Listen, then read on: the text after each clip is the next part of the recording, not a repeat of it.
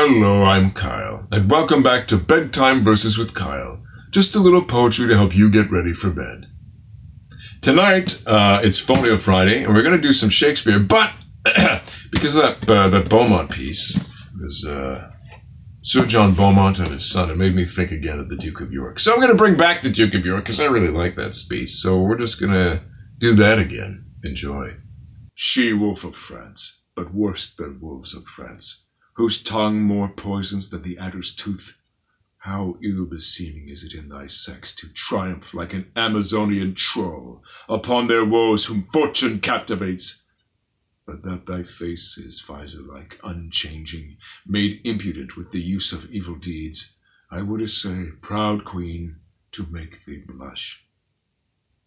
To tell thee whence thou camest, of whom derived, were shame enough to shame thee, wert thou not shameless. Thy father bears the type of King of Naples, of both the Sicils and Jerusalem, yet not so wealthy as an English yeoman. Hath that poor monarch taught thee to insult? It needs not, nor it boots thee not, proud queen, unless the adage must be verified, that beggars mounted run their horse to death. 'Tis beauty that doth oft make women proud, but God he knows thy share thereof is small. 'Tis virtue that doth make them most admired, the contrary doth make thee wondered at. 'Tis government that makes them seem divine, the want thereof makes thee abominable. Thou art as opposite to every good as the Antipodes are unto us, or as the south to the Septentrion. Oh, tiger's heart wrapped in a woman's hide! How couldst thou drain the lifeblood of the child, to bid the father wipe his eyes withal, and yet be seen to bear a woman's face? Women are soft, mild, pitiful, and flexible. Thou, stern, obdurate, flinty, rough, remorseless. Bidst thou me rage? Why now thou hast thy wish, wouldst have me weep.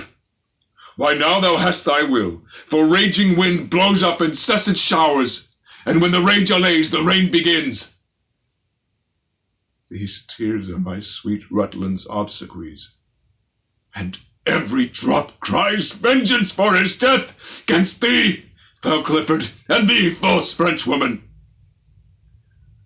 That face of his the hungry cannibals would not have touched, would not have stained with blood. But you are more inhuman, more inexorable, oh, 10 times more than tigers of Hyrcania. See, ruthless queen, a hapless father's tears. This cloth thou dipp'st in blood of my sweet boy, and I with tears to wash the blood away. Keep thou the napkin, and go boast of this. And if thou tell'st the heavy story right, upon my soul the hearers will shed tears. Yea, even my foes will shed fast-falling tears, and say, Alas! It was a piteous deed. There, take the crown, and with the crown my curse.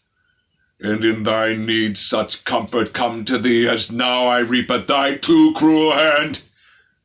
Hard-hearted Clifford, take me from the world, my soul to heaven, my blood upon your heads. Open thy gate of mercy, gracious God. My soul flies through these wounds to seek out thee. Yeah, I do love that one. That's pretty brutal, what they did to Rutland, his poor little son. Thanks again for joining me for Bedtime Verses with Kyle. Like and subscribe. There'll be new readings every weekday night at 11 p.m. Eastern Standard Time. Good night. Sleep tight.